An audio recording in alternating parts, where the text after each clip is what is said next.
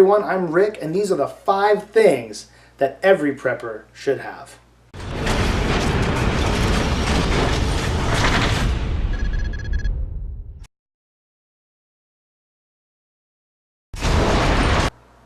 First and foremost, as preppers, we need to think about the obvious. A lot of the time, a lot of these guys out there on YouTube and on the forums and stuff, they want to talk about, I need an AR-15, I need an AK, I need a Glock, I need a Mossberg shotgun, I need 20,000 rounds of ammo for every gun I have.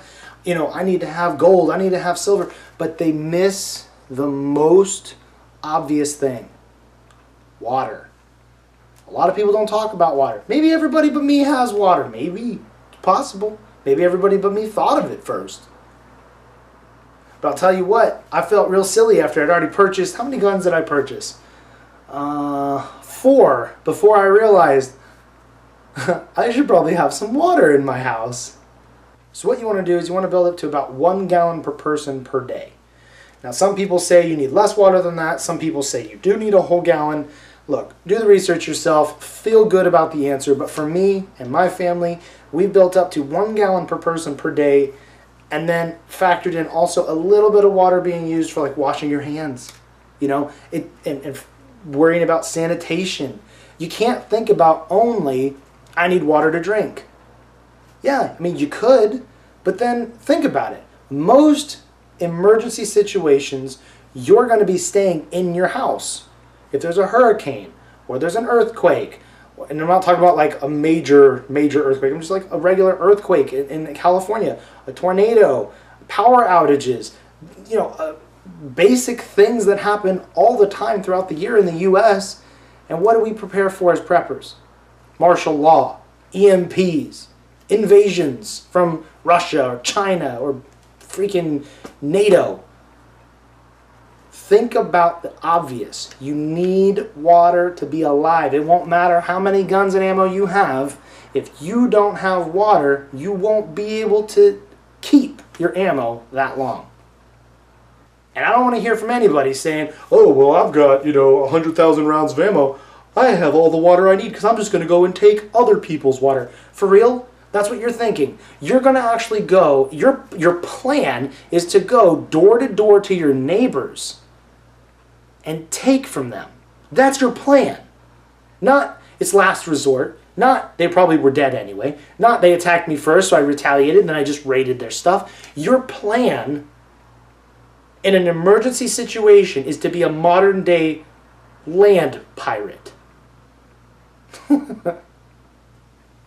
Those are the guys that are the, well, jackasses in any of the apocalypse movies. In any of the action movies, the guys looking to steal are the bad guys. And you want to sign up and that's your plan, is to be the bad guy? You can do it. It might work for a while. It might work for a long time. That's a pretty stupid plan if you ask me. The second thing that every prepper needs to have, somewhere in their trailer, their home, their house, their apartment, wherever you live, you absolutely need a fire extinguisher. Now, if you think about it, what are some of the most common problems that we're all going to have in our homes? We're going to have a break-in. They shut the power off because we forgot to pay the bill. There's going to be a fire.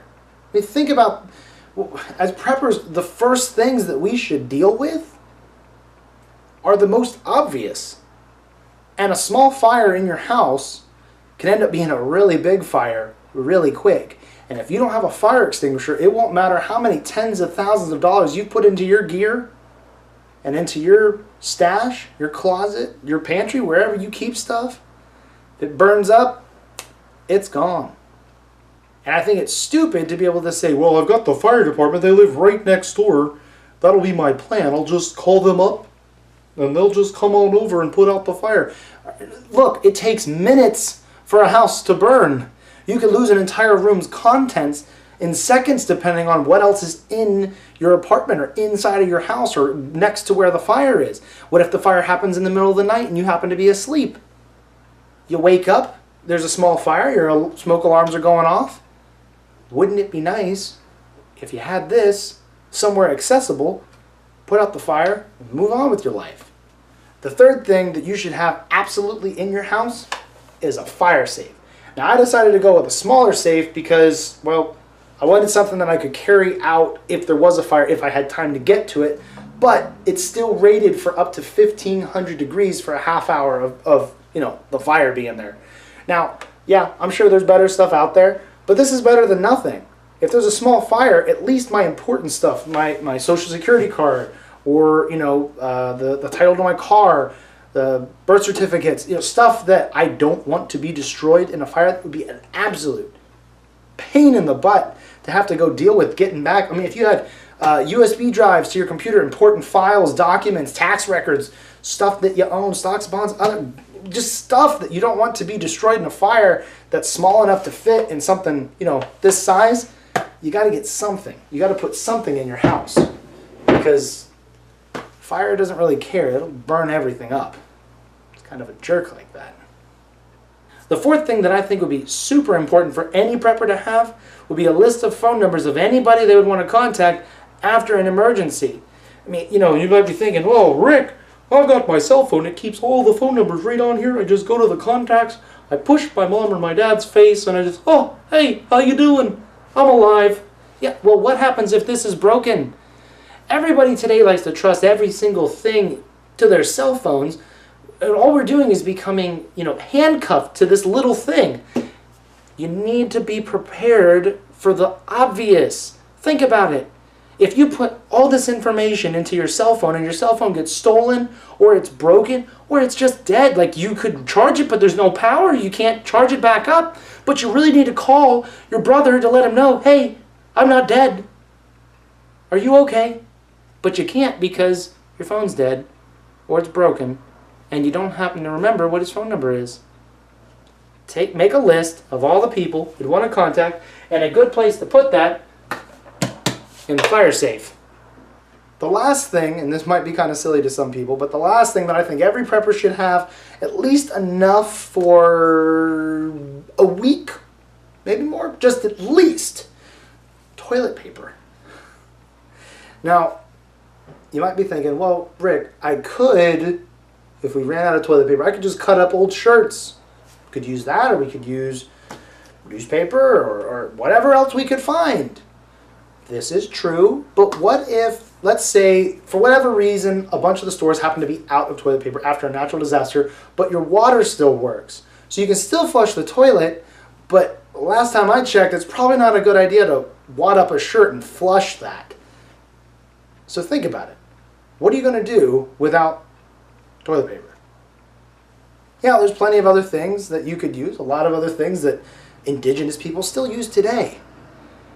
But if you live in the suburbs or in a city, you can't exactly dispose of that stuff very easily. Yeah, you could try to flush some of it, but hopefully that doesn't get clogged or somehow the water doesn't get all messed up. But then you're like, well, we could just put it in the trash. Well, if there's no toilet paper anywhere except what you have in your house, is it likely that there's going to be a lot of garbage trucks? Possibly not. Possibly, though. But I know that one thing that's going to be very unsanitary and is going to suck for everybody is if everyone started just throwing out their waste out into the streets or out outside their balcony into the main areas of the apartments and the condos and the skyscrapers. Yeah, they used to do that back in the day, and there also used to be a whole lot more diseases rampant, and people used to just die from all kinds of stuff. Not exactly my first plan. I want to make sure I have toilet paper, and that, I would say, is something worth being on the list. So there you have it. That's my 5 things that I would say that every prepper should definitely have in case of an emergency. But I'm interested to know, what do you guys think? What would be something that you think should be on the list of the top 5?